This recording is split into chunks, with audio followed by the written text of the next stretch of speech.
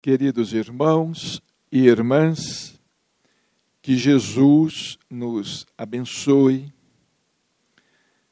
É com grande alegria que uma vez mais aqui estamos, em Votuporanga, aqui na casa de nossos irmãos, de Valdinho, Luiz Antônio, Isabel, na casa de todos nós, aqui no Lar Celina, no Grupo Espírita Maria de Nazaré, tendo oportunidade de rever amigos de longa data. Realmente, há 5 décadas aproximadamente, visitamos Votuporanga. Há 50 anos. Éramos ainda um pouco mais jovem, frequentando a mocidade espírita em Uberaba e também já a comunhão espírita cristã, quando aqui estivemos pela primeira vez. Então é sempre com muita alegria que temos oportunidade de voltar a esta casa. E nesta noite, lançando informalmente uma obra de autoria de irmão José, Nicodemos, o doutor da lei. Esta obra esteve em nosso espírito durante muito tempo. Irmão José sempre propunha escrever algo em torno da vida de Nicodemos. Mas de nossa parte, na condição de médium, de nossa parte nos considerávamos sem a menor condição para o tentame, para nos lançarmos a uma obra, mesmo na condição de intérprete, para nos lançarmos com o irmão José na recepção de uma obra de tamanha envergadura. Durante muito tempo, durante alguns anos, irmão José povoava os nossos pensamentos com as suas ideias em torno do livro, esperando que nós nos fizéssemos ou nos tornássemos mais receptivo. Até que irmão José, vencendo essa nossa resistência natural, começou a escrever sobre a vida de Nicodemos, o doutor da lei, que não deixa de ser uma figura proeminente, uma figura muito importante do cristianismo, porque ele foi amigo de José de Arimateia, que era amigo de Jesus, e ambos foram discípulos de Gamaliel, o grande advogado dos cristãos, perante o Sinédrio, logo após a crucificação. Nicodemos e José de Arimateia foram juntos a Pilatos reclamar o corpo do Cristo, para que ele tivesse um sepultamento digno. Porque então, a época, era quase usual deixar que os crucificados fossem devorados pelos corvos, pelos pássaros, que eles fossem retirados da cruz dos romanos, porque a morte na cruz foi uma invenção dos romanos. Eles foram pleitear que o corpo do Cristo fosse retirado da cruz, a fim de ter um sepultamento digno. E foi justamente a figura de Nicodemos, que era um importante fariseu, doutor da lei, foi justamente a Nicodemos que Jesus falou mais claramente a respeito da reencarnação, que os judeus conheciam com o nome de ressurreição. Por intercessão de João Evangelista, o discípulo amado, o mais jovem dos apóstolos, por intercessão de João Evangelista, Nicodemos conseguiu estar com Jesus certa noite.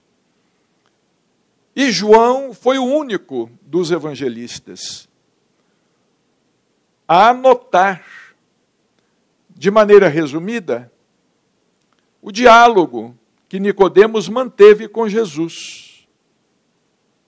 Mateus não registrou esse diálogo, Marcos também não efetuou nenhum registro,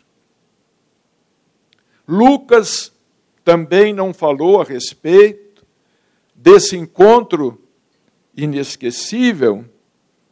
O único a presenciar o encontro foi justamente João, o evangelista, o autor do livro Apocalipse. E ele escreveu com clareza. E havia um homem dentre os fariseus, por nome Nicodemos, senador dos judeus. Este, uma noite, veio buscar a Jesus e disse-lhe, Rabi, que quer dizer mestre.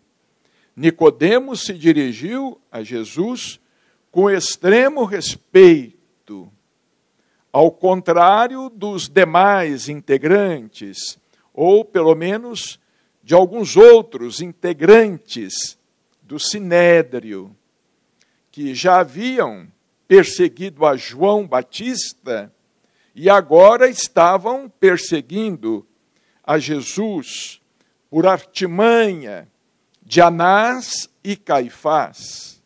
Rabi, sabemos que é mestre, vindo da parte de Deus, porque ninguém pode fazer estes milagres que tu fazes, se Deus não estiver com ele. Jesus respondeu-lhe e disse, na verdade te digo, que não pode ver o reino de Deus, senão aquele que renascer de novo. Nicodemos lhe disse, como pode um homem nascer sendo velho? Vejamos que as perguntas de Nicodemos eram pertinentes. Vejamos que ele meditava a respeito do assunto. Ele era um estudioso. E irmão José fala que o tema da reencarnação o intrigava desde a adolescência, porque ele não compreendia bem. Ele via lógica na reencarnação, mas ele não entendia bem como pode um homem nascer sendo velho. Porventura pode entrar no ventre de sua mãe e nascer outra vez? Vejamos, aqui está claro.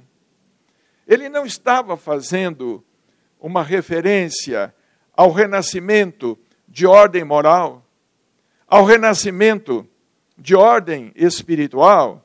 Ele estava se referindo à reencarnação a volta do Espírito à Terra em um novo corpo, especialmente formado para ele, como os Espíritos bem mais tarde iriam ensinar através de Allan Kardec. Respondeu-lhe Jesus: em verdade te digo que quem não nascer da água e do Espírito não pode entrar no reino de Deus. O que é nascido de carne é carne, e o que é nascido do Espírito é Espírito. Não te maravilhes de eu te dizer que importa-vos nascer de novo.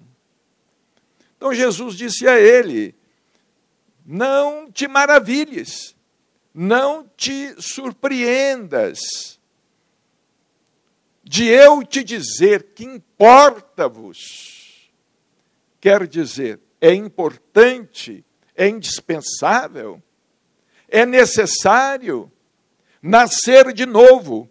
O Espírito sopra onde quer, e tu ouves a sua voz, mas não sabes de onde ele vem, nem para onde vai. Assim é todo aquele que é nascido do Espírito. Perguntou Nicodemos.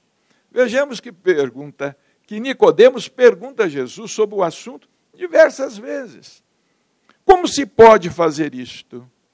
Respondeu Jesus: tu és mestre em Israel e não sabes estas coisas?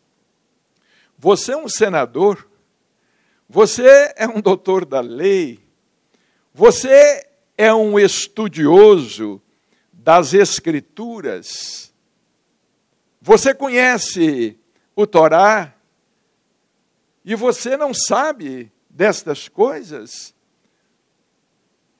Em verdade te digo que nós dizemos o que sabemos e damos testemunho do que vimos, e vós, com tudo isso, não recebeis o nosso testemunho. Se quando eu vos tenho falado das coisas terrenas, porque de fato a reencarnação, ela acontece com mais propriedade e frequência, acontece entre nós que somos espíritos ainda imperfeitos e sem a necessária lucidez. Podemos dizer que somos espíritos que estamos acordando agora de um sono secular, de um sono milenar.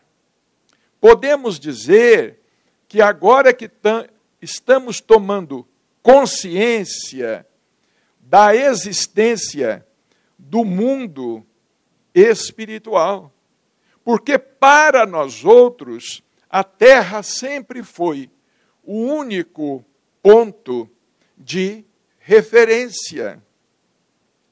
Inclusive, as Escrituras nos dizem, as preces mais antigas nos ensinam o credo que é ensinado pela Igreja Católica: creio em Deus Pai, Todo-Poderoso, Criador do céu e da terra.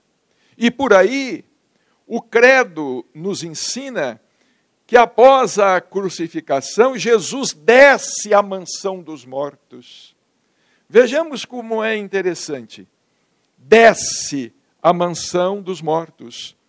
E os evangelhos considerados apócrifos, ou seja, os não considerados canônicos, aceitos pela Igreja Católica Romana, e há um número muito grande de evangelhos considerados apócrifos, como o evangelho do próprio Nicodemos, que escreveu Atos de Pilatos, o evangelho de Tomé, o evangelho de Bartolomeu, o evangelho de Madalena, todos são considerados apócrifos.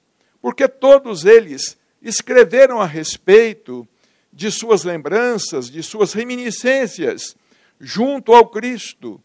Mas esses evangelhos apócrifos falam que Jesus, ele havia descido à mansão dos mortos, porque antes do Cristo, o mundo espiritual, ele permanecia ou se localizava no interior da terra. Os espíritos, eles não conseguiam subir, digamos assim. E hoje nós aprendemos, inclusive com André Luiz, que a lei da gravidade funciona inclusive para os corpos espirituais. Não apenas para os nossos corpos materiais, para o corpo físico, mas há uma lei, e essa lei que existe para a Terra, o mundo físico, a lei da gravidade, não é? Descoberta por Sir Isaac Newton, essa lei impera também nas dimensões espirituais. Porquanto as leis da criação são as mesmas, adaptadas às diferentes dimensões, aos diferentes mundos.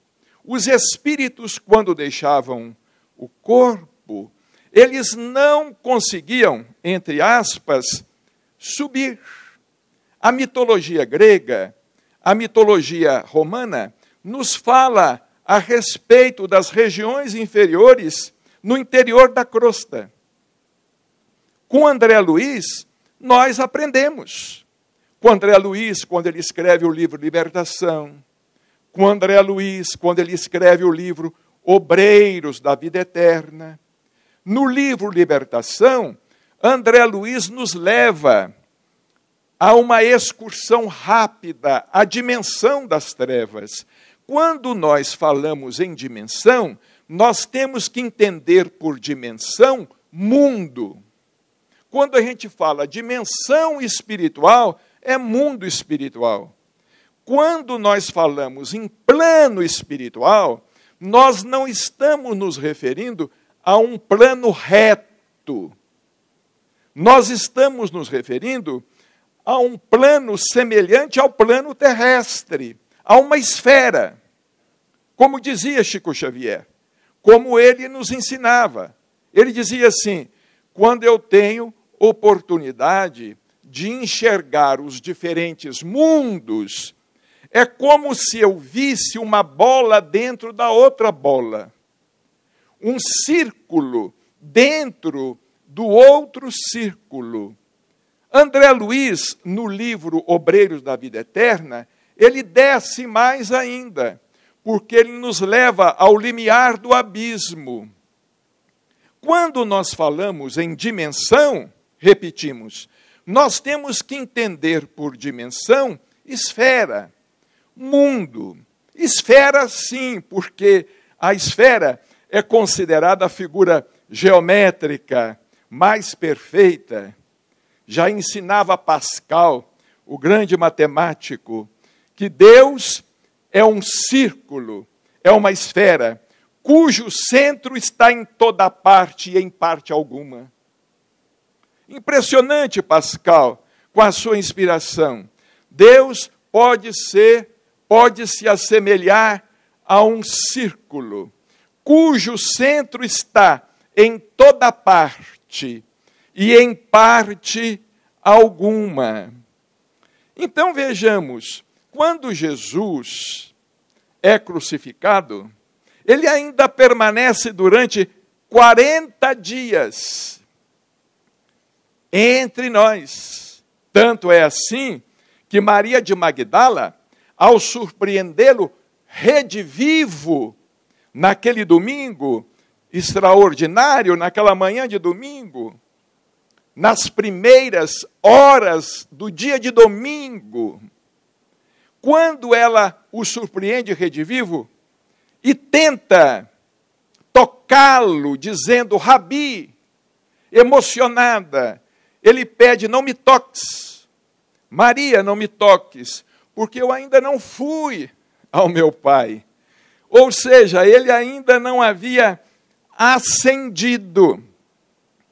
Ele ainda não havia retornado, certamente, de onde ele procedera para a terra. Este mundo de provas e expiações, que à época de Jesus era um mundo primitivo. Dr. Inácio Ferreira disse que foi com o nascimento de Jesus que o mundo deixou de ser primitivo, a terra deixou de ser, na hierarquia dos mundos, deixou de ser considerado um mundo primitivo e passou a ser um mundo de provas e expiações. Então vejamos essa questão da reencarnação. A reencarnação é uma lei universal. Ela existe para todos os seres e para todas as coisas. Uma célula reencarna. Einstein provou que uma célula, um átomo, uma molécula, ele provou que um átomo desencarna e reencarna.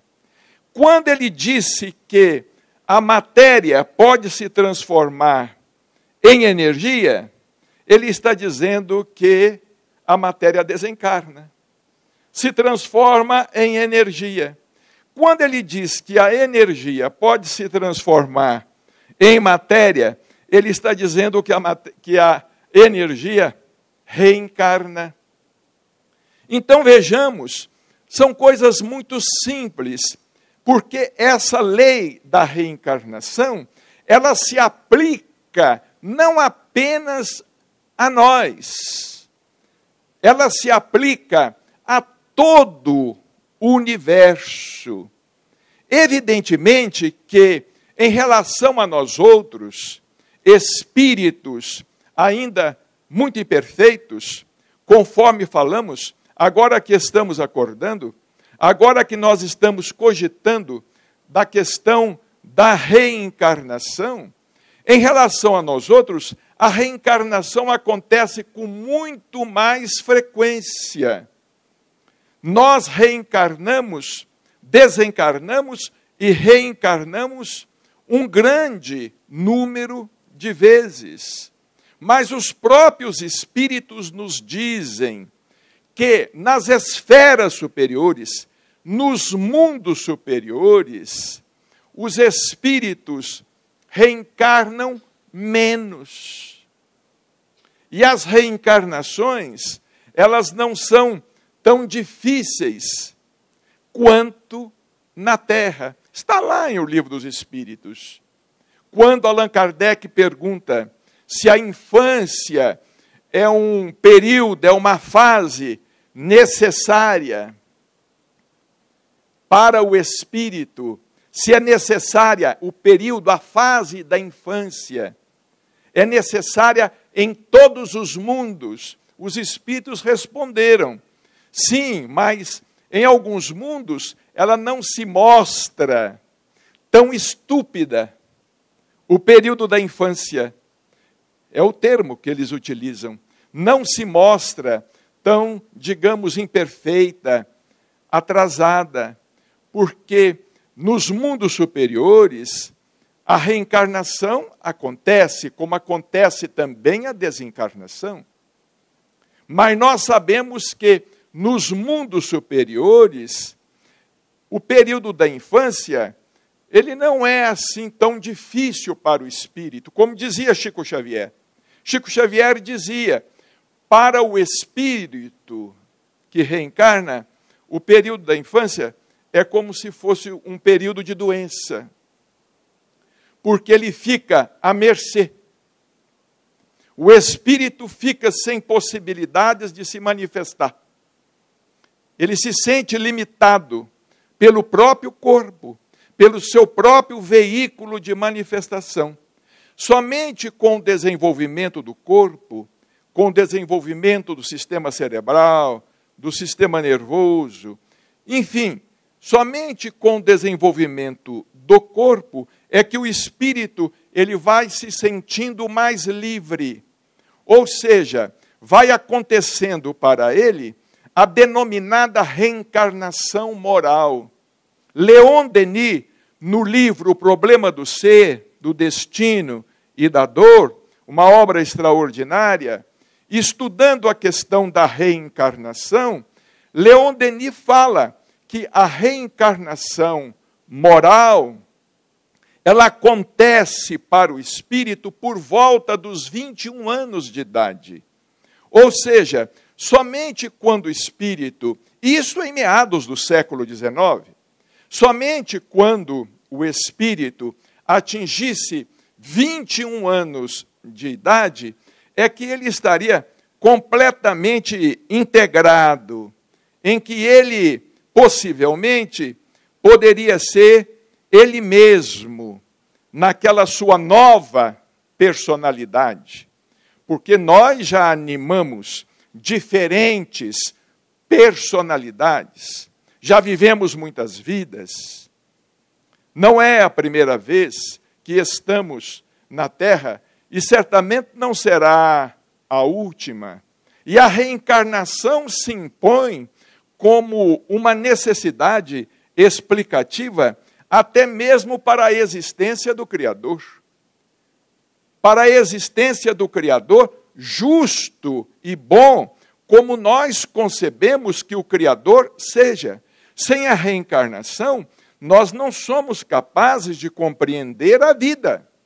Nós não somos capazes, por exemplo, de entender uma pandemia arrebatando tantos irmãos nossos, arrebatando tanta gente de uma hora para outra. Nós não somos capazes. Nós não somos capazes de entender uma guerra que surge entre a Rússia e a Ucrânia.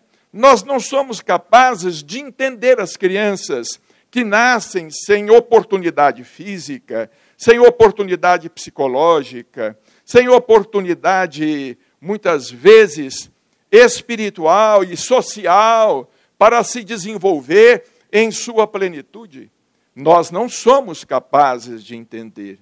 Somente a reencarnação justifica a vida e justifica a existência do Criador.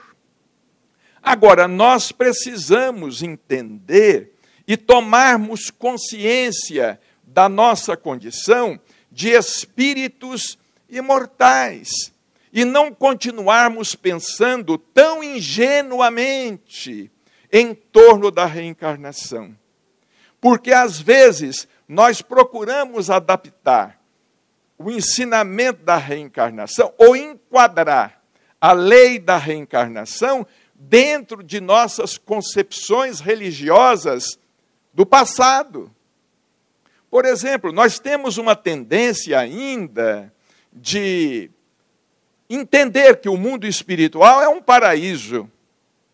Nós temos uma dificuldade muito grande para entendermos o mundo espiritual como sendo um mundo normal, primitivo, pré-existente e sobrevivente a tudo, como está em O Livro dos Espíritos.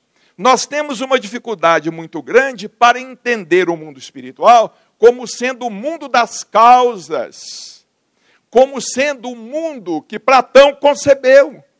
O grande discípulo de Sócrates, o mundo espiritual é o mundo das causas. Nós não estamos indo para o mundo espiritual, nós estamos voltando. Estamos voltando para casa. Isto ficou muito claro na parábola do filho pródigo, que igualmente só foi anotada pelo evangelista Lucas. Uma parábola extraordinária, talvez a mais transcendente de todas as parábolas contadas por Jesus. A parábola do filho pródigo, do filho que abandona a casa paterna e cai, mas depois ele toma alguma consciência e resolve voltar. Ou seja, ele quer voltar para a casa do Pai. Todos nós somos filhos pródigos, que deixamos a casa paterna. Nós deixamos a casa de Deus. Ou seja, nós deixamos o centro da luz, porque somos seres imperfeitos e nem sempre temos escolhido os melhores caminhos. Nem sempre temos escolhido os melhores caminhos. Nós temos feito trajetórias sinuosas através dos séculos. Em O Livro dos Espíritos, Kardec pergunta se os espíritos imperfeitos um dia também chegarão à perfeição, como aqueles espíritos que caminham em linha reta. E para nós, o único espírito que seguiu em linha reta, estamos com Emmanuel, no livro A Caminho da Luz, e também no livro O Consolador. O único espírito que seguiu em linha reta foi Jesus Cristo. Então Kardec pergunta, e aqueles outros que não escolheram os melhores caminhos? Os espíritos responderam, eles também chegarão, mas para eles as erraticidades serão mais longas. As erraticidades serão mais longas. Nós todos somos espíritos errantes. Nós costumamos chamar de errantes os espíritos que imaginamos estejam a vagar por aí. Nós também estamos a vagar por aí. Nós estamos à procura do nosso caminho.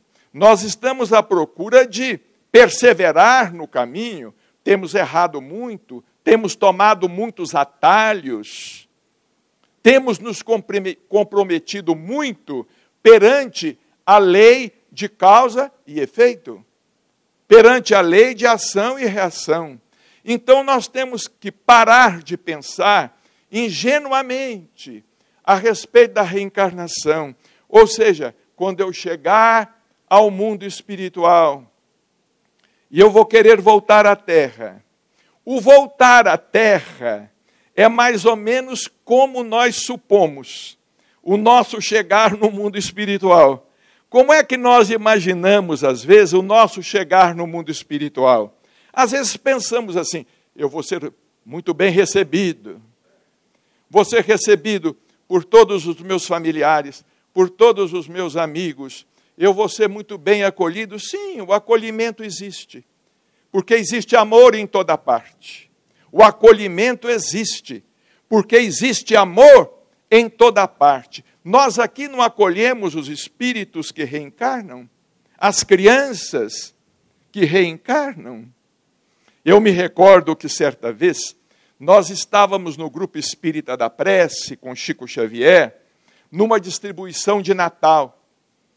Muitas pessoas estavam lá fora, centenas de pessoas, havia uma movimentação muito grande lá fora, e um tumulto se esboçou. Um tumulto se esboçou entre as pessoas, e aquela grande distribuição foi paralisada. Quando aquela distribuição foi paralisada, Chico começou a conversar conosco. Ele nos disse assim, olha, numa distribuição como esta, num movimento como este, os espíritos, no intuito de encorajar outros espíritos à reencarnação, porque nós precisamos ser encorajados à reencarnação, ou não? Quem é que não precisa ser encorajado à desencarnação? O processo é quase o mesmo. Nós precisamos deixar algo lá em cima para vir aqui. Como nós precisamos deixar algo aqui para partir. Chico disse assim, no intuito de encorajar espíritos à reencarnação, os espíritos amigos os trazem para que eles vejam uma movimentação como esta. Então os espíritos amigos dizem a eles assim, vocês não tenham medo, vocês podem confiar em Jesus, vocês não serão desamparados. Há muita bondade no mundo. Veja, vocês serão bem recebidos. Vocês vão ter roupinhas apropriadas, alimentação apropriada. Muita gente irá ampará-los. Porque às vezes, reencarnando numa condição difícil, os espíritos pensam assim: eu posso ser abandonado na infância. Eu posso passar pela prova da orfandade. O que há de ser de mim sozinho no mundo? O que há de ser de mim? Então o Chico dizia: não, há muita bondade no mundo. Aí o Chico sorriu e disse assim: possivelmente, amanhã, muitas de nossas irmãs surgirão grávidas. Porque os espíritos vão se encorajar. Os espíritos desencorajados vão se encorajar. Mas para que nós possamos, de fato, aproveitar a bênção da reencarnação, porque seja como for a reencarnação, é sempre uma bênção. Como fala André Luiz no livro Nosso Lar, a reencarnação é sempre uma tentativa de magna importância. É uma tentativa de magna importância. Ou seja, é uma tentativa para que nós possamos sair do lugar comum, para que nós possamos evoluir, para que nós possamos adquirir certos conhecimentos, adquirir certas virtudes, para que nós possamos, enfim, saldar algum débito, nos relacionarmos melhor com quem não nos relacionávamos em vidas anteriores, ou não nos relacionamos em vidas anteriores. É uma tentativa de magna importância.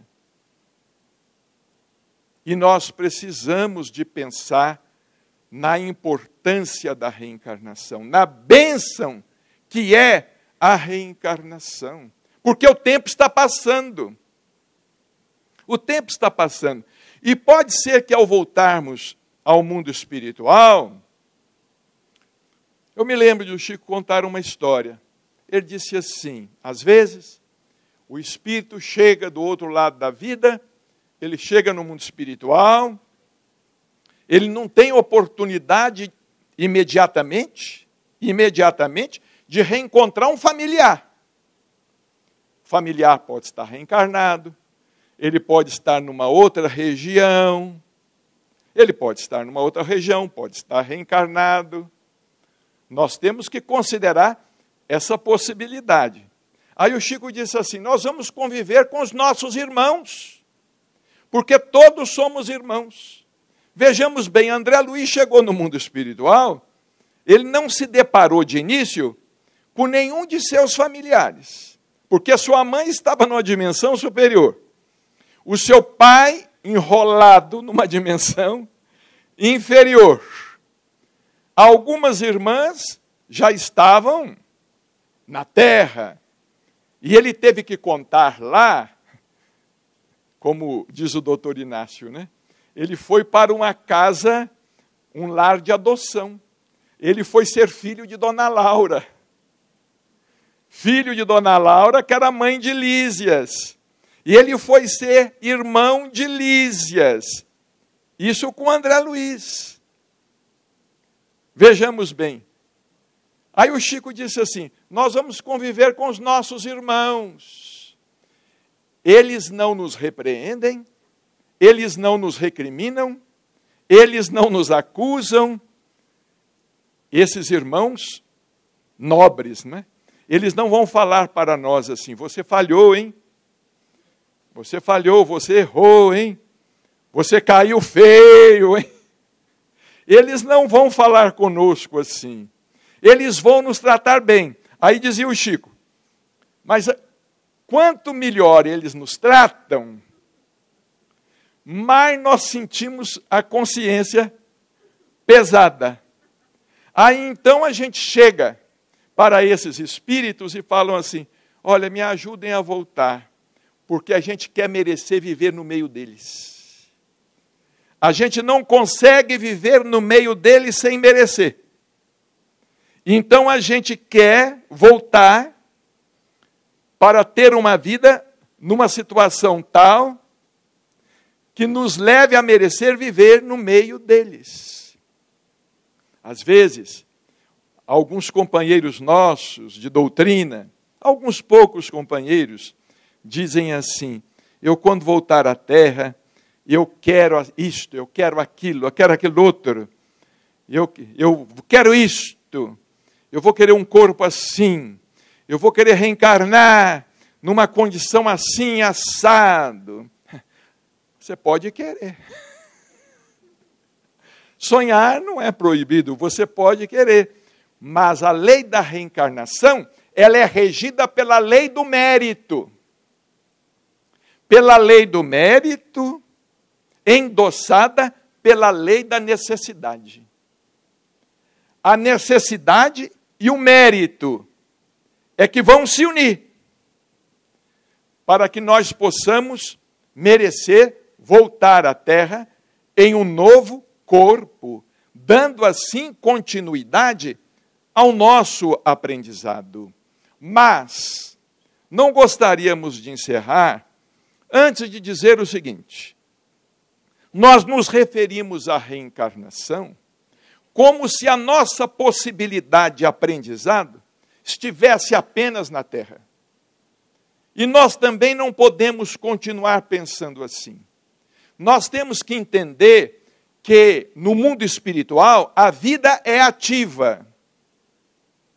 A vida é ativa. E nós podemos trabalhar no mundo espiritual, aprender no mundo espiritual, adquirir novos conhecimentos, nos fortalecermos no mundo espiritual.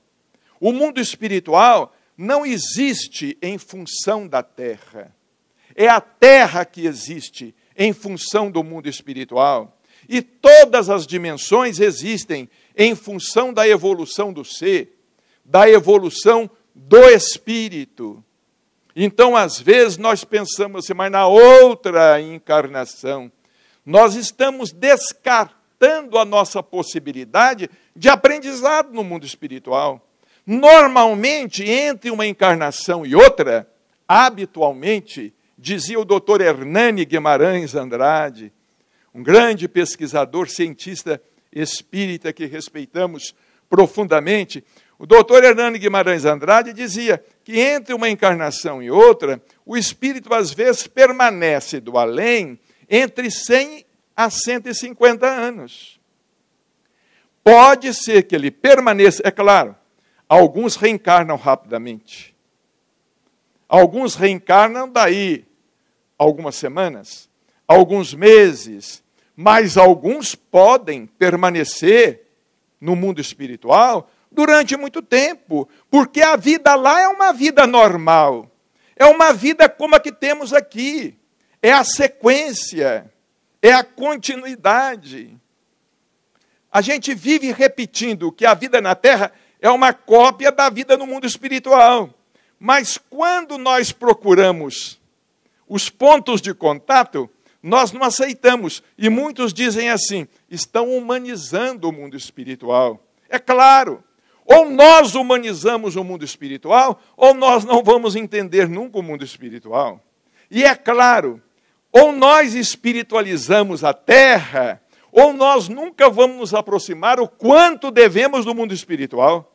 Nós temos que fazer as duas coisas. Nós temos que espiritualizar a Terra para que a Terra se aproxime do mundo espiritual. E temos que humanizar o mundo espiritual para que ele deixe de ser esse céu que imaginamos alcançar sem merecer. Um céu que imaginamos alcançar sem merecer. Porque, a rigor, se for assim, a maioria de nós outros, não é? A maioria de nós outros, quando advir para nós a desencarnação, nós podemos tomar outro caminho, porque com certeza não temos asas de anjo. Chico Xavier dizia assim, de cada 4 que desencarnam, 3 ficam por aqui mesmo. Ficam por aqui mesmo onde?